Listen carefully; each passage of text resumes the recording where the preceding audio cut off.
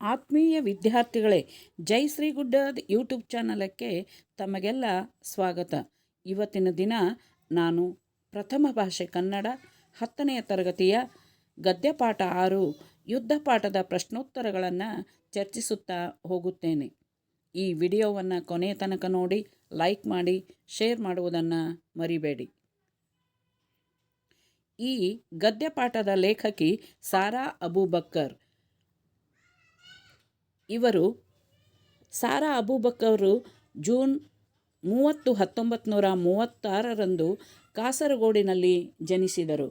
ತಂದೆ ಹೆಸರು ಪಿ. ಅಹಮದ್, ತಾಯಿ ಹೆಸರು ಜೈನಾಬಿ.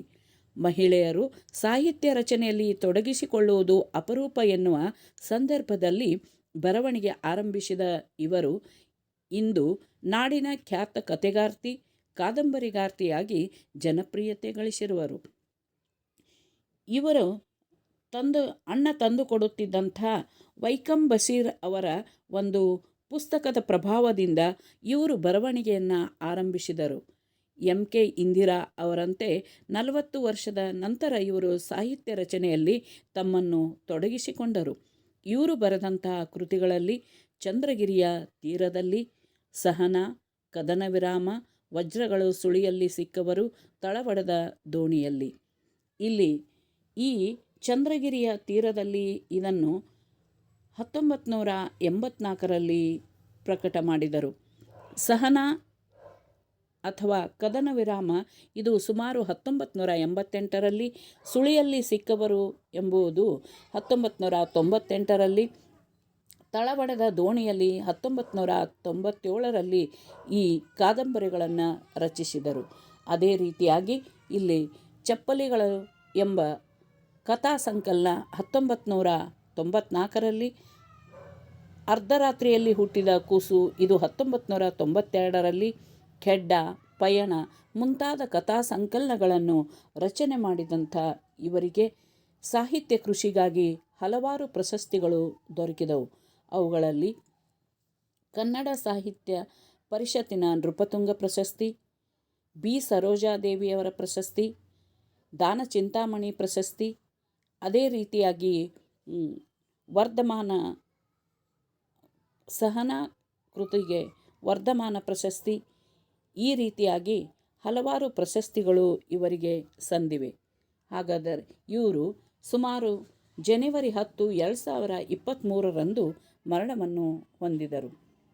ಈ ಪಾಠದ ಪ್ರಶ್ನೋತ್ತರಗಳು ಯಾವ ರೀತಿಯಾಗಿವೆ ಎಂಬುದನ್ನು ನೋಡೋಣ. ಕೊಟ್ಟಿರುವ ಪ್ರಶ್ನೆಗಳಿಗೆ ಒಂದು ವಾಕ್ಯದಲ್ಲಿ ಉತ್ತರಿಸಿ. ಪ್ರಶ್ನೆ 1, ರಾಹಿಲನು ಯಾರು? ರಾಹಿಲನು ಸೈನ್ಯದಲ್ಲಿ ಸೇವೆ ಸಲ್ಲಿಸುವ ಡಾಕ್ಟರ್ ಅಥವಾ ವೈದ್ಯ. ಪ್ರಶ್ನೆ 2, ರಾಹಿಲನು ತುರ್ತು ಪರಿಸ್ಥಿತಿ ನಿರ್ವಹಣೆಗೆ ಭದ್ರವಾಗಿ ಹಿಡಿದುಕೊಂಡದ್ದೇನು? ರಾಹಿಲನು ತುರ್ತು ಪರಿಸ್ಥಿತಿ ನಿರ್ವಹಣೆಗೆ ಔಷಧ ಮತ್ತು ಶಸ್ತ್ರಚಿಕಿತ್ಸಾ ಸಾಮಾನುಗಳ ಪೆಟ್ಟಿಗೆಯನ್ನು ಹಿಡಿದುಕೊಂಡಿದ್ದನು.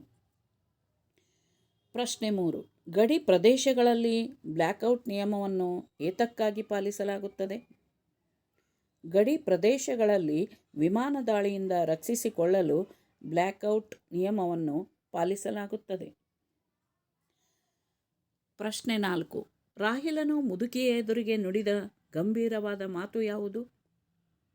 ಉತ್ತರ, ನಾನು ಯುದ್ಧ ಮಾಡುವ ಮೂರ್ಖರ ಕಡೆಯವನಲ್ಲ, ಸಂಕಷ್ಟಕ್ಕೀಡಾದ ಮನುಷ್ಯರ ಕಡೆಯವನು ಎಂದು ಗಂಭೀರವಾಗಿ ರಾಹಿಲನು ಮುದುಕಿಯ ಎದುರಿಗೆ ನುಡಿದನು.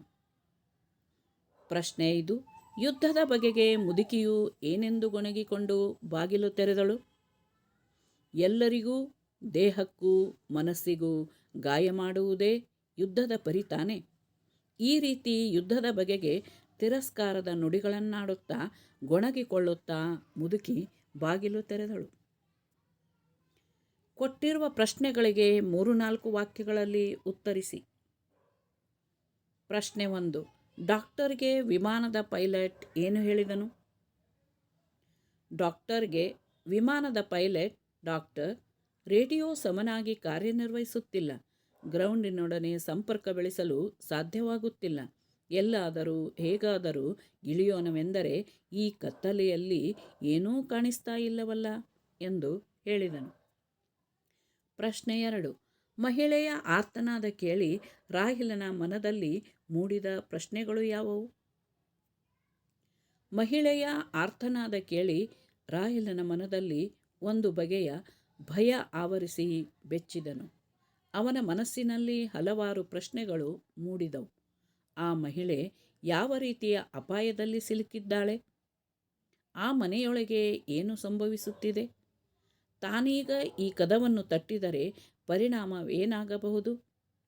ಈ ಸಮಯದಲ್ಲಿ ಆ ಮನೆಯೊಳಗೆ ಯಾವ ರೀತಿಯ ಕ್ರೌರ್ಯ ನಡೆಯುತ್ತಿದೆ ಎಂಬ ಹಲವಾರು ಪ್ರಶ್ನೆಗಳು ಮೂಡಿದವು. ಪ್ರಶ್ನೆ 3. ಮುದುಕಿಯು ರಾಹಿಲನ ಬಳಿ ಯುದ್ಧದ ಬಗ್ಗೆ ತಿರಸ್ಕಾರದಿಂದ ನುಡಿದ ಮಾತುಗಳೇನು? ನಾನು ಈ ಊರಿಗೆ ಬಂದು 50 ವರ್ಷಗಳಾಯಿತು. ಮದುವೆಯಾಗಿ ನವವಧುವಾಗಿ ಈ ಊರನ್ನು ಪ್ರವೇಶಿಸಿದೆ. ಕೆಲವು ಕಾಲ ನೆಮ್ಮದಿಯಿಂದಲೇ ಇದ್ದೆವು. ಜಮೀನು ಆಸ್ತಿ ಬೇಕಾದಷ್ಟಿತ್ತು, ಈಗಲೂ ಇದೆ. ನೆಮ್ಮದಿಯಿಂದ ಬದುಕಲು ಈ ಜನ ಬಿಡಬೇಕಲ್ಲ.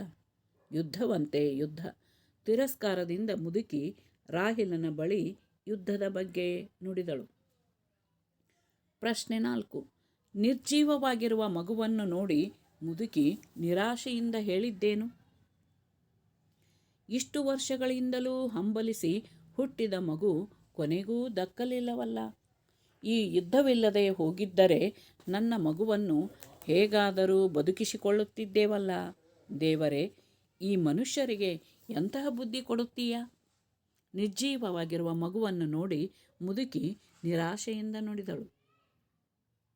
ಕೊಟ್ಟಿರುವ ಪ್ರಶ್ನೆಗಳಿಗೆ 8-10 ವಾಕ್ಯಗಳಲ್ಲಿ ಉತ್ತರಿಸಿ. ಮುದುಕಿಯು ತನ್ನ ಮಗನು ಯುದ್ಧಕ್ಕೆ ಹೋದ ಸಂದರ್ಭವನ್ನು ಹೇಗೆ ವಿವರಿಸಿದಳು? ನನ್ನ ಮಗ ಚಿಕ್ಕ ಹುಡುಗನಿದ್ದಾಗ ಯುದ್ಧಕ್ಕೆ ಹೋಗಿ ಅವನ ತಂದೆ ಹಿಂತಿರುಗಲಿಲ್ಲ. ಆ ನೋವನ್ನು ನುಂಗುತ್ತಾ ತನ್ನ ಮಗನನ್ನು ಸಾಕಿ ಸಲುಹಿದೆ. ಮದುವೆಯನ್ನೂ ಮಾಡಿದೆ. ಈಗ 5-6 ವರ್ಷಗಳ ಬಳಿಕ ಸೊಸೆ ಗರ್ಭಿಣಿಯಾದಳು. ಪುಟ್ಟ ಮಗುವಿನ ಅಳು ಕೇಳಲು ತನ್ನ ತುದಿಗಾಲಲ್ಲಿ ನಿಂತು ಮಗ ಕಾಯುತ್ತಿದ್ದನು. ಅಷ್ಟರಲ್ಲಿ ಬಂತು ಯುದ್ಧ.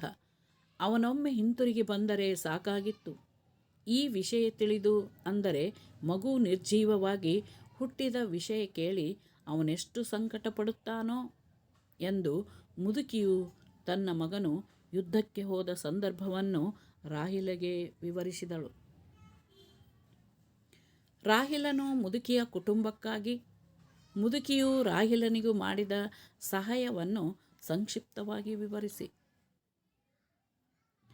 ರಾಹಿಲನು ಪ್ರಥಮ ಚಿಕಿತ್ಸೆ ಪೆಟ್ಟಿಗೆಯೊಂದಿಗೆ ಪ್ರಯಾಣ ಮಾಡುತ್ತಿದ್ದಾಗ ವಿಮಾನವು ಶತ್ರುಗಳ ದಾಳಿಗೆ ಬಲಿಯಾಗಿ ರಾಹಿಲನು ಸಮುದ್ರದಲ್ಲಿ ಬಿದ್ದನು. ಬಿದ್ದ ರಭಸಕ್ಕೆ ಒಂದು ಕಾಲನ್ನು ಕಳೆದುಕೊಂಡನು. ಧಾರಾಕಾರವಾಗಿ ಸುರಿಯುತ್ತಿದ್ದ ಮಳೆ ಜೊತೆಗೆ ಗುಡುಗು ಸಿಡಿಲು.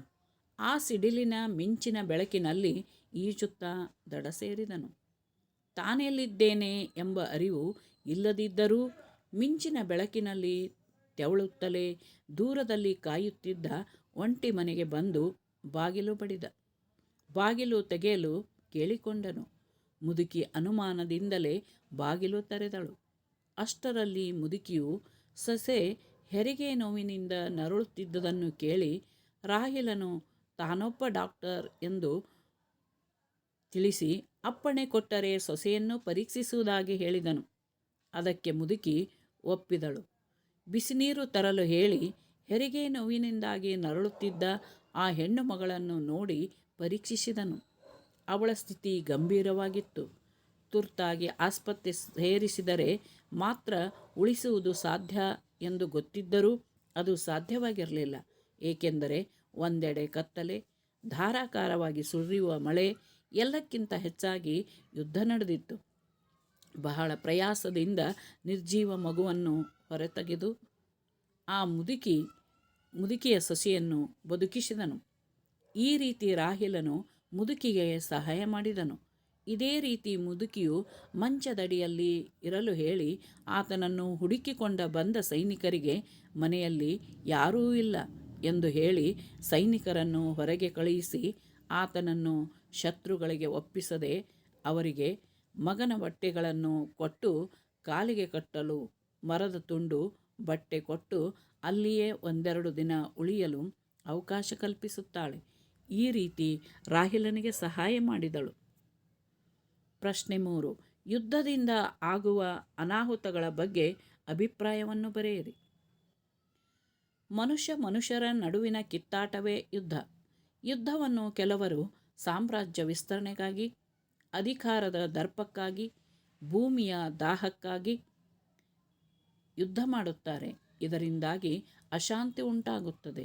ಯುದ್ಧದಿಂದ ಸಾವಿರಾರು ಮಂದಿ ನಿರಪರಾಧಿಗಳು ತಮ್ಮ ಪ್ರಾಣ ತೆತ್ತಬೇಕಾಗುತ್ತದೆ.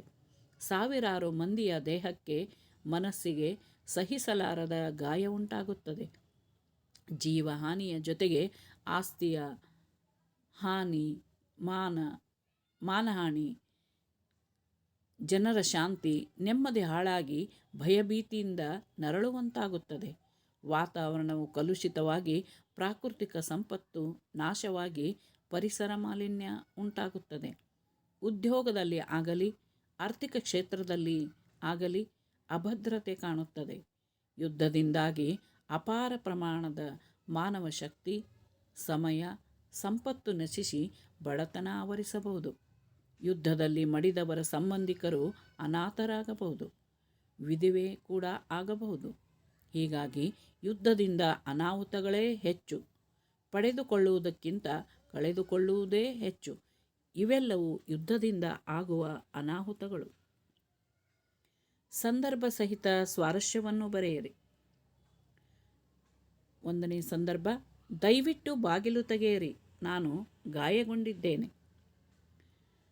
ಪ್ರಸ್ತುತ ವಾಕ್ಯವನ್ನು ಸಾರಾ ಅಬೂಬಕರ್ ಅವರು ಬರೆದ ಚಪ್ಪಲಿಗಳು ಎಂಬ ಕಥಾ ಸಂಕಲನದಿಂದ ಆಯ್ದ ಯುದ್ಧ ಗದ್ಯಪಾಠದಿಂದ ಆರಿಸಿಕೊಳ್ಳಲಾಗಿದೆ.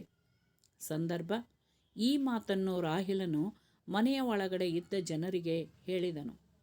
ವಿವರಣೆ, ಶತ್ರುಗಳ ದಾಳಿಗೆ ಸಿಲುಕಿ ವಿಮಾನ ಅಪಘಾತದಿಂದ ಸಮುದ್ರದೊಳಗೆ ಬಿದ್ದ ರಾಹಿಲನು ಒಂದು ಕಾಲನ್ನು ಕಳೆದುಕೊಂಡಿದ್ದ.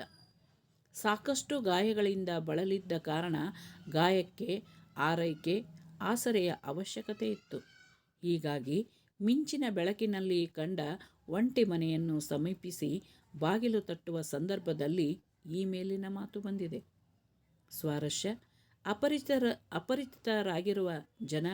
ಹೀಗಾಗಿ ಮನೆಯಲ್ಲಿರುವವರು ನಮ್ಮ ದೇಶದವರು, ಶತ್ರು ದೇಶದವರು ಎಂಬ ಅನುಮಾನ. ಜೊತೆಗೆ ಬಳಲಿದ ದೇಹಕ್ಕೆ ಆಶ್ರಯದ ಅವಶ್ಯಕತೆ ಕಂಡು ಬಂದಿರುವುದೇ ಇಲ್ಲಿಯ ಸ್ವಾರಸ್ಯವಾಗಿದೆ. 2ನೇ ಸಂದರ್ಭ, ನಾನಾಕೆಯನ್ನು ಪರೀಕ್ಷಿಸುವೆ, ನೀವು ಬಿಸಿನೀರು ಸಿದ್ಧಪಡಿಸಿ. ಆಯ್ಕೆ, ಈ ವಾಕ್ಯವನ್ನು ಸಾರಾ ಅಬೂಬಕರ್ ಅವರು ಬರೆದಿರುವ ಚಪ್ಪಲಿಗಳು ಕಥಾ ಸಂಕಲನದಿಂದ ಆಯ್ದ ಯುದ್ಧ ಗದ್ಯಪಾಠದಿಂದ ಆರಿಸಿಕೊಳ್ಳಲಾಗಿದೆ. ಸಂದರ್ಭ, ಈ ಮಾತನ್ನು ರಾಹಿಲನು ಮುದುಕಿಗೆ ಹೇಳಿದನು. ವಿವರಣೆ, ವಿಮಾನ ಅಪಘಾತದಲ್ಲಿ ಗಾಯಗೊಂಡ ರಾಹಿಲನು ಪ್ರಯಾಸಪಟ್ಟು ಈಜಿ ದಡ ಸೇರಿದಾಗ ಮಿಂಚಿನ ಬೆಳಕಿನಲ್ಲಿ ಒಂಟಿ ಮನೆ ಕಾಣಿಸಿತು. ಮಳೆಯಿಂದ ಆಶ್ರಯ ಮತ್ತು ಕಾಲಿನ ಆರೈಕೆ ಸಲುವಾಗಿ ಆ ಮನೆ ಸೇರಿದ. ಆ ಮನೆಯಲ್ಲಿ ನರಳುತ್ತಿದ್ದ ಹೆಂಗಸು ಗರ್ಭಿಣಿಯೆಂದು ಅವಳಿಗೆ ಹೆರಿಗೆ ನೋವು ಕಾಣಿಸಿಕೊಂಡಿರುವುದನ್ನು ತಿಳಿದ ರಾಹಿಲನು ಮುದುಕಿಗೆ ಈ ಮೇಲಿನಂತೆ ಹೇಳಿದನು. ಸ್ವಾರಸ್ಯ, ವೈದ್ಯನ ಕರ್ತವ್ಯ ಪ್ರಜ್ಞೆ ಜೊತೆಗೆ ಹೆಣ್ಣು ಹೆರಿಗೆ ತಾಯಿಯಾಗುವ ಸಂದರ್ಭದ ವಿವರಣೆ ಸ್ವಾರಸ್ಯಪೂರ್ಣವಾಗಿ ಮೂಡಿಬಂದಿರುವುದೇ ಇಲ್ಲಿಯ ಸ್ವಾರಸ್ಯವಾಗಿದೆ. 3ನೇ ಸಂದರ್ಭ, ಯುದ್ಧಕ್ಕೆ ಹೋದ ತನ್ನ ಮಗನ ಕಣ್ಣುಗಳಂತೆಯೇ ಇವೆಯಲ್ಲ. ಆಯ್ಕೆ, ಈ ವಾಕ್ಯವನ್ನು ಸಾರಾ ಅಬೂಬಕರ್ ಅವರು ಬರೆದಿರುವ ಚಪ್ಪಲಿಗಳು ಕಥಾ ಸಂಕಲನದಿಂದ ಆಯ್ದ ಯುದ್ಧ ಗದ್ಯಪಾಠದಿಂದ ಆರಿಸಿಕೊಳ್ಳಲಾಗಿದೆ. ಈ ಮಾತನ್ನು ಮುದುಕಿಯು ತನ್ನ ಮನಸ್ಸಿನಲ್ಲಿ ಅಂದುಕೊಂಡಳು. ವಿವರಣೆ ನೋಡೋಣ. ರಾಹಿಲನು ಮುದುಕಿಯ ಸೊಸೆಗೆ ಬಹಳ ಕಷ್ಟದಿಂದ ಹೆರಿಗೆ ಮಾಡಿಸಿದನು. ತಾಯಿ ಮತ್ತು ಮಗು ಇಬ್ಬರೂ ಅಪಾಯದಲ್ಲಿದ್ದರು. ಹೆರಿಗೆ ಮಾಡಿಸಿದ, ಆದರೆ ಮಗು ಬದುಕಿರಲಿಲ್ಲ. ನಾನು ಸಮಯಕ್ಕೆ ಸರಿಯಾಗಿ ಚಿಕಿತ್ಸೆ ನೀಡದಿದ್ದರೆ ತಾಯಿಯೂ ಉಳಿಯುತ್ತಿರಲಿಲ್ಲ ಎಂದು ರಾಹಿಲನು ಹೇಳುವಷ್ಟರಲ್ಲಿ ಹೊರಗೆ ಸೈನಿಕರು ಬಾಗಿಲು ಬಡಿಯತೊಡಗಿದರು. ಒಳಗೆ ಯಾರಿದ್ದೀರಿ ಎಂದು ಅಧಿಕಾರವಾಣಿಯಿಂದ ಕೇಳಿದರು. ಆಗ ಮುದುಕಿಗೆ ರಾಹೇಲನನ್ನು ಕುರಿತು ಅನುಮಾನ ಮೂಡಿತು.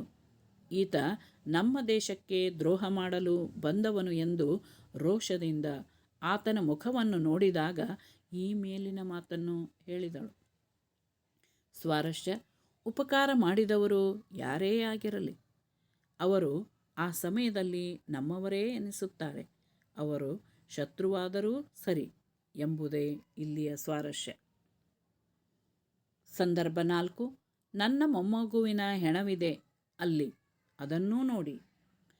ಆಯ್ಕೆ: ಈ ವಾಕ್ಯವನ್ನು ಸಾರಾ ಅಬೂಬಕರ್ ಅವರು ಬರೆದಿರುವ ಚಪ್ಪಲಿಗಳು ಕಥಾ ಸಂಕಲನದಿಂದ ಆಯ್ದ ಯುದ್ಧ ಗದ್ಯಪಾಠದಿಂದ ಆರಿಸಿಕೊಳ್ಳಲಾಗಿದೆ. ಸಂದರ್ಭ: ಈ ಮಾತನ್ನು ಮುದುಕಿಯು ಸೈನಿಕರಿಗೆ ಹೇಳಿದಳು. ವಿವರಣೆ: ರಾಹೇಲನು ಆಶ್ರಯ ಪಡೆದಿದ್ದ ಮನೆಗೆ ಶತ್ರುವಿನ ಸೈನಿಕರು ಹುಡುಕುತ್ತಾ ಬಂದರು. ಯಾರಾದರೂ ಶತ್ರುಗಳ ಕಡೆಯವರು ಈ ಕಡೆ ಬಂದಿದ್ದಾರೆ ಎಂದು ಬಾಗಿಲು ತೆರೆದ ಮುದುಕಿಗೆ ಕೇಳಿದರು. ಆದರೆ ತನಗೆ ಸಹಾಯ ಮಾಡಿದ ರಾಹೇಲನನ್ನು ಬಿಟ್ಟುಕೊಡಲು ಅವಳ ಮನಸ್ಸು ಒಪ್ಪಲಿಲ್ಲ. ಆಗ ಯಾರೂ ಇಲ್ಲಿ ಬಂದಿಲ್ಲ ಎಂದು ಹೇಳಿದಳು. ಆದರೂ ಸೈನಿಕರು ಮನೆಯನ್ನು ಶೋಧ ನಡೆಸಲು ಬಂದಾಗ ಆ ಮುದುಕಿ ಅಳುತ್ತಾ ಈ ಮೇಲಿನ ಮಾತನ್ನು ಹೇಳಿದಳು. ಸ್ವಾರಸ್ಯ, ಯುದ್ಧದ ಪರಿಣಾಮ ಇಲ್ಲಿ ವ್ಯಕ್ತವಾಗಿದೆ. ಯುದ್ಧ ಇಲ್ಲದೇ ಹೋಗಿದ್ದರೆ ಮಗುವನ್ನು ಉಳಿಸಿಕೊಳ್ಳಬಹುದಾಗಿತ್ತು ಎಂಬುದೇ ಇಲ್ಲಿಯ ಸ್ವಾರಸ್ಯ. ಕೊಟ್ಟಿರುವ 4 ಉತ್ತರಗಳಲ್ಲಿ ಸರಿಯಾದ ಉತ್ತರವನ್ನು ಆರಿಸಿ ಬರೆಯಿರಿ. ರಾಹೇಲನ ದೇಹದಲ್ಲಿ ಡ್ಯಾಶ್ ಸಂಚಾರವಾದಂತಾಯಿತು. ಉತ್ತರ: ಹೊಸ ರಕ್ತ. ನರಳಾಟದ ಬೆನ್ನಲ್ಲೇ ಹಿರಿಯ ಹೆಂಗಸೊಬ್ಬಳ ಡ್ಯಾಶ್ ಕೇಳಿಬಂತು. ಸಾಂತ್ವನ. ಮುದುಕಿ ಮತ್ತು ಸೊಸೆಯ ಡ್ಯಾಶ್ ಮನೆಯ ಮೂಲೆ ಮೂಲೆಯಲ್ಲಿ ಪ್ರತಿಧ್ವನಿಸಿತು. ಉತ್ತರ: ರೋಧನ. 4. ಯಾರಾದರೂ ಗಾಯಗೊಂಡ ಈ ಕಡೆ ಬಂದಿದ್ದಾರೆ. ಉತ್ತರ: ಸೈನಿಕರು. ಪ್ರಶ್ನೆ 5. ಮನೆಯಲ್ಲೊಂದು ಪುಟ್ಟ ಮಗುವಿನ ಅಳು ಕೇಳಲು ನನ್ನ ಡ್ಯಾಶ್ ತುದಿಗಾಲಲ್ಲಿ ನಿಂತು ಕಾಯುತ್ತಿದ್ದನು. ಮಗನು. ಮಕ್ಕಳೇ, ಇಲ್ಲಿಯವರೆಗೆ ಈ ವಿಡಿಯೋವನ್ನು ನೋಡಿದ್ರಿ. ವಿಡಿಯೋ ನೋಡಿದ್ದಕ್ಕಾಗಿ ಧನ್ಯವಾದಗಳು. ವಿಡಿಯೋ ಲೈಕ್ ಮಾಡಿ, ಶೇರ್ ಮಾಡಿ, ಸಬ್ಸ್ಕ್ರೈಬ್ ಆಗೋದನ್ನು ಮರಿಬೇಡಿ.